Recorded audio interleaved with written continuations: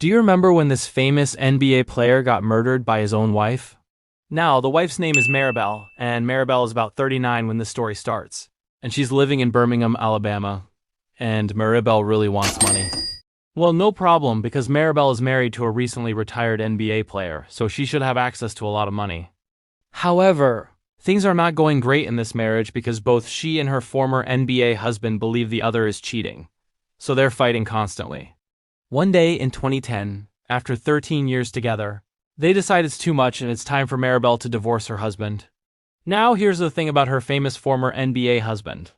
His name is Darius and he's retired now, but he made a ton of money over the course of his basketball career. Despite that, somehow he and Maribel are still having financial problems. And while they're trying to get along and co-parent during the divorce, it's not really working for Maribel. She doesn't trust him and she believes he's hiding money from her. So at some point, she decides the best way to get more money out of him is to kill him and cash in on his life insurance. Now Maribel isn't going to do the murder herself. She wants someone else to handle that. And that's when this guy comes in, Caleb. Caleb is her landscaper. He works on her yard regularly, and apparently Maribel thinks he's attractive because, before long, they start sleeping together.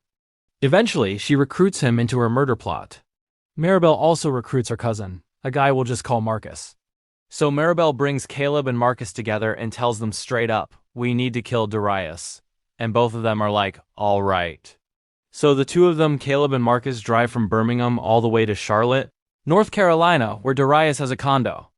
They quietly break into the place, and on the couch, they see someone asleep. One of them walks closer and realizes it's not Darius, and they're like, well, damn. So they leave and drive all the way back home. That plan completely fails. But Maribel isn't giving up. She really wants that life insurance money.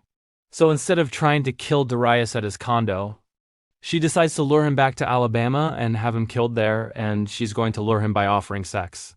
She starts sending him explicit messages and photos, suggesting he come visit her so they can hook up. And somehow it actually works. Darius comes to town one weekend. While he's there, he has a packed schedule. He's supposed to attend his son's basketball game, his daughter's dance recital, and his sister's baby shower. He's at his son's game with friends when he looks at his phone and sees more explicit messages from Maribel. She's telling him to come over immediately, but Darius isn't interested right then. He wants to keep doing his own thing. After the game, he goes to hang out with his son and one of his buddies instead. Now Maribel has to change tactics. The seductive approach didn't work and she's angry. So she calls Darius and demands that he bring their son home immediately. Darius doesn't want an argument, so he gets a friend to drive him and his son to Maribella's house and drop them off. Once they're there, the kids go to bed. Then, Maribel tells Darius she needs to drive out to a remote marshy area to meet someone and pick up some money. It sounds sketchy, but she also insists Darius come with her. So, the two of them drive out into the middle of nowhere outside Selma, Alabama, to this swampy field area. They get out of the car, and suddenly, out of nowhere, Caleb steps out of the woods holding a gun. Darius immediately knows this is bad. He starts running and pulls out his phone, dialing 911.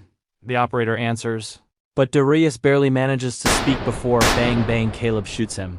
Darius doesn't survive. Before he dies, Darius never gives his name or location. And incredibly, the 911 operator doesn't follow up. No officers are dispatched. Nothing happens.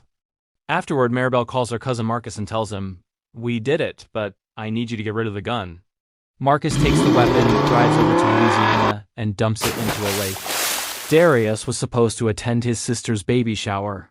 When he doesn't show up, his family becomes concerned. They start calling him no answer. Eventually, they contact Maribel. His mother asks if she knows where Darius is. Maribel responds casually, saying he's probably off with some other women. The family keeps searching on their own, but after 4 days, his mother finally calls police and files a missing person report. Police question Maribel, and of course she lies. She tells them a wild story claiming Darius left with armed men and a box of drugs, saying he was going to sell them. Around this time, police finally discover the strange 911 call from the night he disappeared. They trace it to the swampy field area, and that's where they find Darius's body. Meanwhile, Maribel cashes in Darius's life insurance policy and receives $1 million. She immediately starts spending it. She buys a new house, brand new furniture, a Cadillac Escalade, a Lexus, and even installs a swimming pool. In just 10 months, she spends $970,000 of the insurance money, nearly all of it. And for a while, it looks like she's gotten away with murder. About 3 years later, in 2013, Marcus the cousin gets convicted of murder. Not Darius's murder, but a completely separate one involving his own girlfriend. While facing prison, Marcus offers prosecutors information in exchange for immunity. They agree. Marcus tells them everything. Maribel planned the murder, Caleb pulled the trigger, and Marcus disposed of the gun. The FBI gets involved. They wiretap both Maribel and Caleb, and the recordings give them everything they need. In 2017, Caleb is arrested. A week later, Maribel is arrested as well. Maribel takes a plea deal and is sentenced to 30 years in prison, while Caleb refuses a plea and is sentenced to life in prison.